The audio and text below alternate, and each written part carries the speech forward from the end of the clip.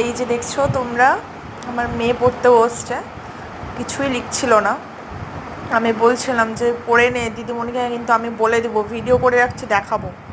তো সেই জন্য সে আসছে ছুটে দেখতে। এই যে দেখো, দেখে এখন পুরো ঘাবড়ে যাবে, মা রিয়েলি ভিডিও বানাচ্ছে।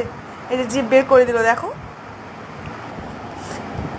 সেভাবে ভয় দেখাচ্ছি, তাও বিশ্বাস করছে না, কনফিডেন্স আছে যে ও দেখাবে না দিদিমণিকে। মা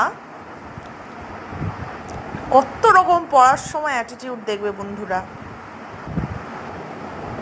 কোলে রেখে লিখছে, পা তুলে দিল। আমি এক্ষুনি বলবো যে পাটা নামিয়ে বসো। মুখটা দেখেছো কেমন করছে?